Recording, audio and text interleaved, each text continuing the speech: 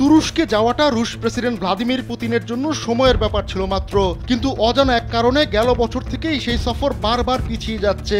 কর্মকর্তারা এজন্য বেশ কয়েকটি কারণ উল্লেখ করেছেন। কেউ কেউ বলছেন ইউক্রেন যুদ্ধ শুরুর পর থেকেই সোভিয়েত ইউনিয়নভুক্ত ছিল না এমন দেশগুলো এড়িয়ে চলছেন পুতিন।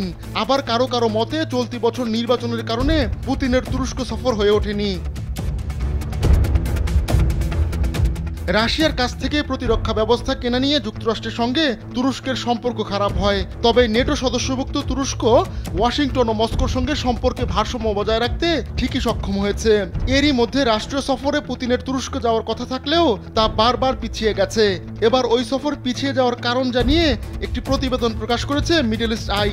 পুতিনের শর্তের কারণেই নাকি বারবার পিছিয়ে গেছে ওই সফর। সফর সম্পর্কে অবগত সূত্রগুলো জানিয়েছে পুতিন চাইছেন রাশিয়ার যুদ্ধ বিমানের পাহারা নিয়ে তুরস্কের আকাশে প্রবেশ করতে।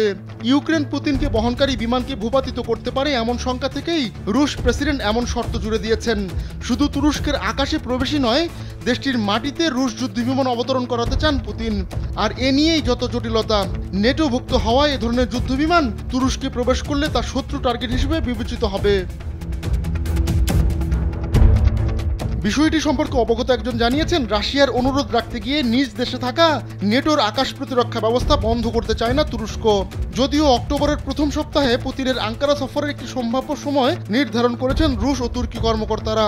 তবে পুতিন যদি তার দাবি থেকে সরে না আসেন তাহলে এই সফর নিয়ে অনিশ্চয়তা দেখা দিতে পারে। সর্বশেষ 2014 সালে তুরস্কে গিয়েছিলেন পুতিন। তুরস্কের সাবেক দুজন রাষ্ট্রদূত বলেছেন রাশিয়ার অনুরোধ খুবই অস্বাভাবিক। বিদেশি রাষ্ট্রপ্রধানকে পাহারা দিয়ে নিয়ে আসার জন্য তুরস্কের সরকার হয়তো যুদ্ধবিমান পাঠাতে পারে, তবে কোনো রাষ্ট্রপ্রধান তার দেশের যুদ্ধবিমান নিয়ে অন্য কোনো দেশে গেছে এমনটা মনে করতে পারছি না। তৃতীয় আরেকজন সাবেক তুর্কি রাষ্ট্রদূত বলেন এ ধরনের দাবি নিয়ে সুনির্দিষ্ট কোনো প্রোটোকল নেই, তাই বিতর্ক তৈরি হয়েছে। অবশ্য যুদ্ধবিমান ছাড়াও অন্য দাবি আছে রাশিয়ার। আঙ্কারায় মার্কিন ব্যবসায়ীদের মালিকানাধীন দ্য হিলটন, শেরাটন ও জেডব্লিউ মরিয়ট হোটেল নিয়েও আপত্তি রয়েছে মস্কোর। তাদের দাবি এসব হোটেলে থাকা পুতিনের জন্য অনিরাপদ। এখন প্রশ্ন দাঁড়িয়েছে তাহলে পুতিনকে কি সরকারি অতিথি ভবনে রাখবে তুরস্ক?